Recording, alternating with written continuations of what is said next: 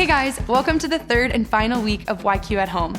I'm so excited for you guys to watch this final session, and I hope you've enjoyed the entire series so far. A quick reminder, if you've been watching either at home or with your youth group, tag us in a photo on Instagram and you will be entered into a draw to win a big prize at our upcoming retreats this spring. Also, if you haven't already, registration is open for our spring retreats, so head to our website and sign up today. See you then.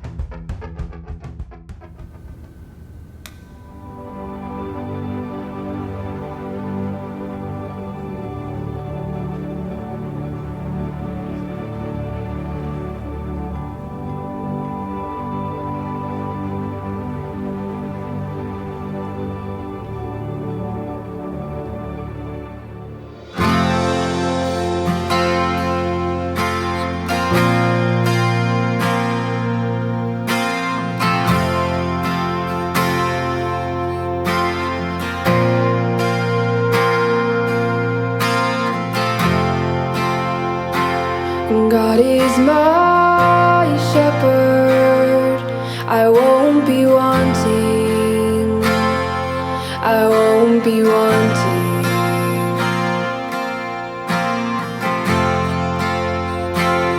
He makes me rest in fields of green with quiet streams.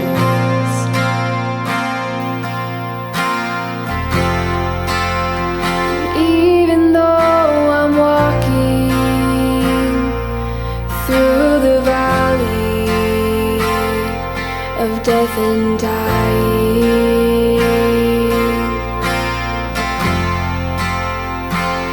I will not fear, 'cause you are with me, you are with me.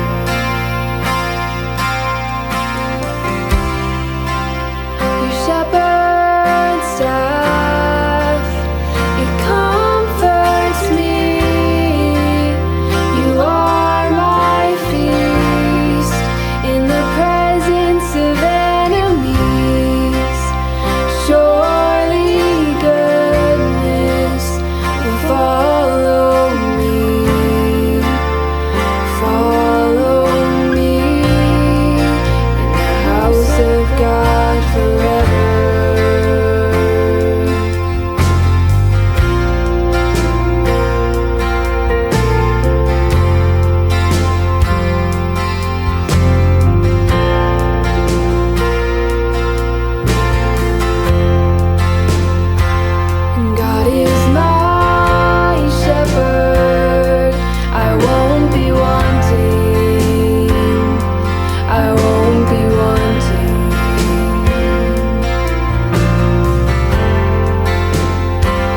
He makes me rest in fields of green with quiet streams. And even while I'm walking through the valley of death and dying,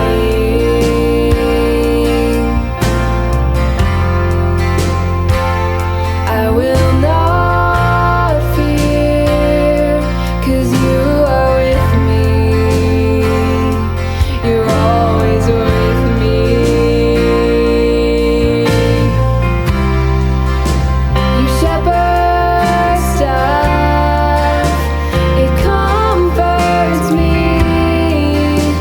You are my feast in the presence of enemies. Surely goodness will follow me,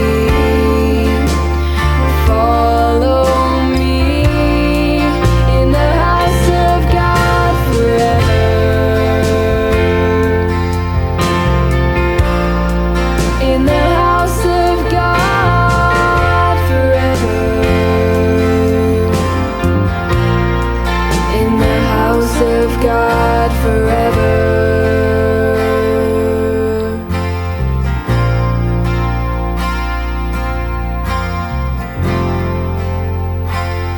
God is my shepherd. I won't be wanting. I won't be wanting.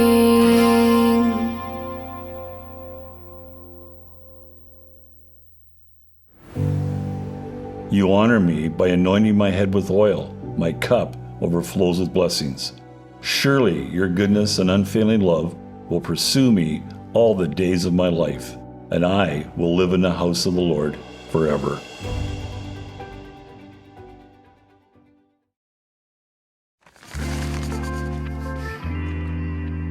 Have you ever had a fork in the road moment where you've been faced with a decision and you have to choose one or the other and it can't be both? Now, I'm gonna date myself a little bit, but when I was in grade 7, it was still the 90s. And what was cool in the 90s were these starter jackets. They were bomber style, pullovers, they had your favorite team all over them. They were bright, super tacky, but awesome. When I was in grade 7, it is all I wanted in the whole world. And I'd ask my parents for these jackets and they'd say, get a job. Me and my buddies would go to the mall every Friday night. We'd enter through the Sears entrance. We'd cologne up with the free samples, and we'd go straight to Foot Locker and we'd stare at these jackets. $99, it said, on every single one of them, and I wanted one so bad. So I went home to my dad and I said, okay, I'll get a job. And then I found a job. And then I saved my money and I got to $99. And I said, Dad, I've got the money. So he took me to Foot Locker and I took him through Sears and we cologned up. And we got to Foot Locker. He said, well, what team are you gonna buy? And I thought, oh no, I didn't decide that part. This was a fork in the road for me. Do I continue to cheer for the Toronto Maple Leafs and subject myself to years and years of further humiliation? Or do I pick another team right here in grade 7 at this moment, just sheerly on the look of a starter jacket? It was a real fork in the road for me. Well, I chose the Leafs, and ever since, I have been proud and often humiliated to be following the Toronto Maple Leafs. It was a fork in the road moment, and to this day, I am with the Leafs. I am a diehard fan, for better or for worse, and usually it's for worse. Our first discussion prompt today is this: are you a diehard fan of something? Like you've made a decision and you're not turning back? Tell your friends what that might be. I'd say I'm a diehard fan of iced tea, just brisk iced tea probably. I'm a diehard fan of the Oilers. Oh, it'd have to be the Edmonton Oilers, you know? I would say I'm a diehard fan of Taylor Swift. I like trucks.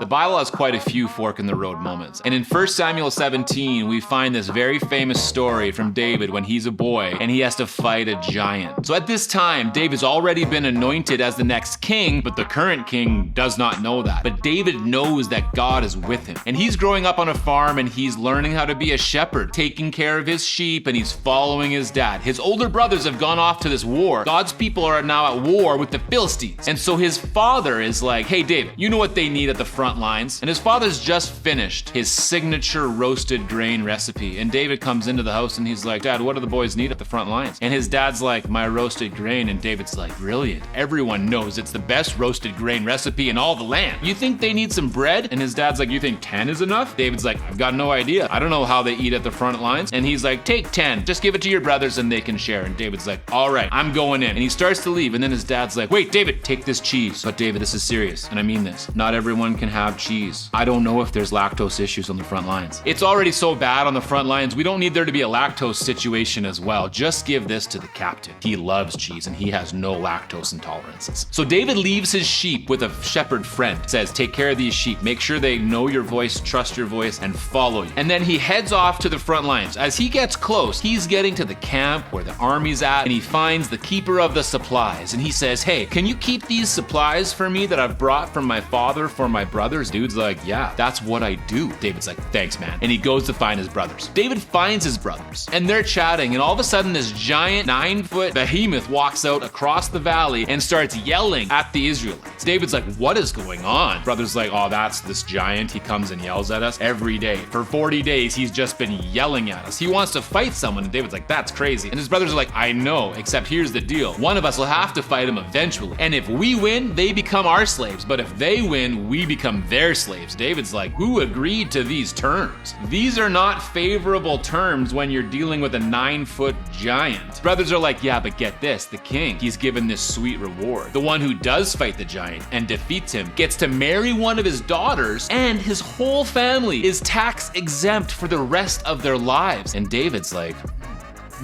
I don't usually like to mix business and romance. That is a compelling offer. Brothers are like, what? And he's like, think about it. Arranged marriage? I wonder what the terms are. Tax exempt? You know what, boys? I think I might do this. And they're like, David, you're just a little boy delivering dad's roasted grain. And his oldest brother is like, David, what are you even doing here? David's like, what? I was just asking a question. And his other brothers were like, boys, calm down. Everyone's watching. David's like, fine. The king hears about David's questions about the tax exempt details and the arranged marriage situation. He says, bring this man in. What shows up for the king is this small boy. He says, you're just a boy. Why are we talking about you fighting Goliath? You are so small. David's like, I think I can do this. And the king's like, I know you can't. At this moment, David has a fork in the road situation. He's got a moment where all his brothers have laughed at him and told him to get out of here. All the army has laughed at him for thinking he could do this. And he knows that God is with him. So he has a decision to make here. Does he follow God into this fight with Goliath, knowing that God's with him? Or does he listen to everybody else? Well, David decides he's gonna do it. He says to the king, look, I've been a shepherd for months, and I have fought off lions, bears, and when they have one of my sheep in their mouths, I use my favorite club, and I club them on their heads, and then I tear open their jaws, and I pull out the sheep, and then I club them again. So I'm very good with bears and lions, and I will go get this guy. I know God's with me. I'm gonna do it. The king's like, well, I didn't know about the lion thing. You know what? Go for it. Why don't you try on my armor? Use my armor. And David's like, nah, not my style. But have you seen any smooth stones around here? I'm looking for 5. King's probably like, check near the river. David's like, I got it. I'll go find him. Thanks, King. I'm gonna go fight the giant now. So David walks out to face this giant. And the giant looks at him, this small boy, goes, am I a dog? David's probably like, is this a trick question? Is this dude just super big and not very smart? No, you're not a dog, you're a giant. Giant goes on and he's like, you've come at me with just a stick like you would a dog? David's probably like, are you beating dogs with sticks? Is this what you're doing back in Philistine? This makes David probably even more mad. And David basically says to Goliath, God is with me, starts all nice and calm, and today I'm going to kill you and cut off your head and let the birds and the wild animals eat your body. His brothers are probably like, whoa, David, a little violent, man. Like, this naturally angers the giant. Goliath starts charging towards David. David pulls out one smooth stone, puts it in his sling, and you know how the rest of this story goes. Rock sinks into the forehead of Goliath. He falls over. David wins the battle. God's people are protected. God was with David in that moment. And you know, it all comes back to that fork in the road for David, that he had a decision to make. Was he going to trust that God was with him? Was he going to know that if he followed God into that battle, that God would win it for him? Our next discussion prompt is this. Have you ever been faced with a fork in the road moment? Tell your friends. I've been faced with a lot of them, but I think the biggest one for me so far has been deciding whether to come to BCA or not, and obviously I did.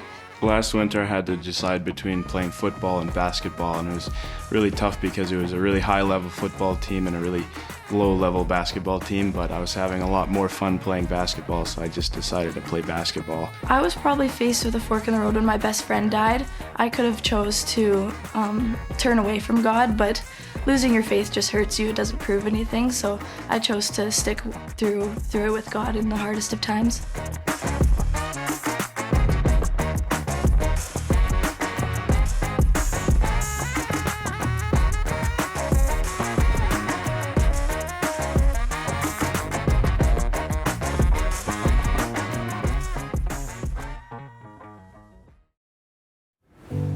Now that story about David is not the only time where we find a fork in the road moment in the Bible.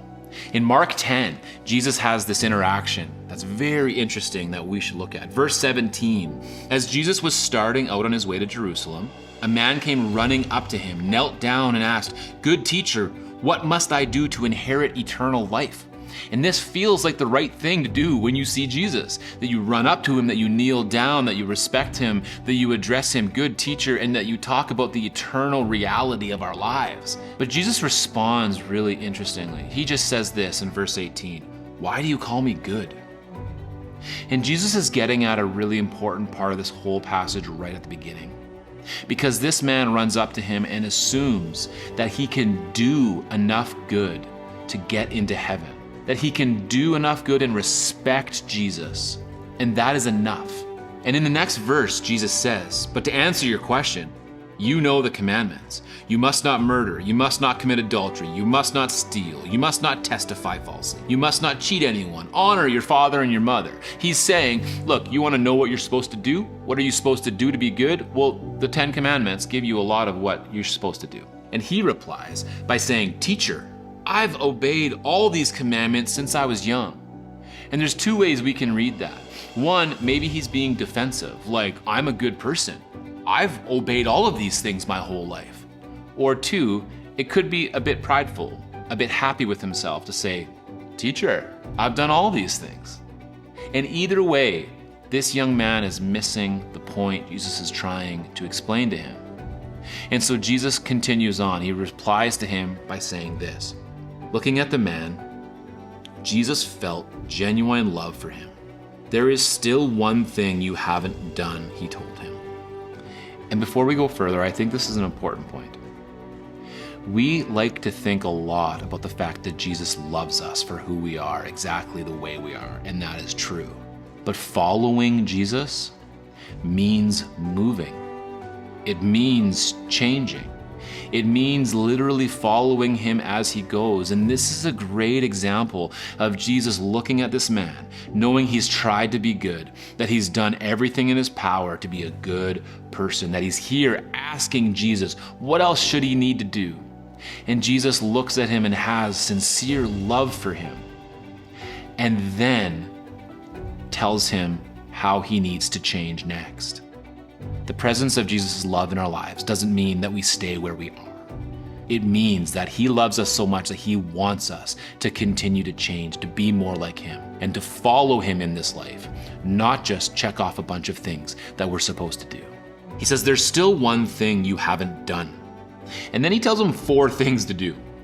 He says, go and sell all your possessions, give the money to the poor, and you will have treasure in heaven. Then come and follow me. And because he's asking Jesus for what to do, Jesus responds to him with what to do. Go, sell all your stuff, give it all away, and then come and follow me. And if Jesus says there's one thing you haven't done yet, and he talks about selling off the stuff that's in the way, the one thing he's getting to is come and follow me. And this man's response, I think, is really, really accurate for how we sometimes feel in those fork in the road moments. Verse 22 says, at this, the man's face fell, and he went away sad, for he had many possessions.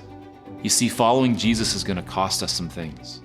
Following Jesus is going to provide for us a fork in the road a number of times where we have to choose between the things that have distracted us from Jesus in this life, the things that have become a hurdle for us to follow Jesus authentically. We can know the shepherd's voice and we can trust his voice, but that's not enough. Jesus asks us to follow him into our future, down the right path that he is leading us down. And that is a hard choice for us in this world, where we have so many things that we love, so many things that can distract us from Jesus, that aren't naturally bad things, but that do take our eyes off of Jesus. To follow the shepherd's voice means to make it the most important voice in our lives. It's a little bit like last week when we talked about Shadrach, Meshach, and Abednego. There were all these voices in their lives telling them to bow down to that massive idol that the king had made. And even though that was a very dangerous decision to move away from the king's voice and follow God's voice in that moment, they did it, and God honored that. You know, idols look different to you and I today than they do in these Bible stories. An idol is simply something that successfully competes with your love for God. It's anything in this world that can distract you from following Jesus fully. If we end up like this rich man, just trying to be a good person and know who God is, it's not the full gospel. It's not what Jesus came to tell us. He came to say, live like me, follow me. So in your life, an idol could be made out of sports. It could be made out of school. It could be made out of the relationships that you want. Or it could be made out of chasing money. Maybe you're only focused on getting into the right university. Or maybe you're only focused on that starter jacket, whatever that might be for you.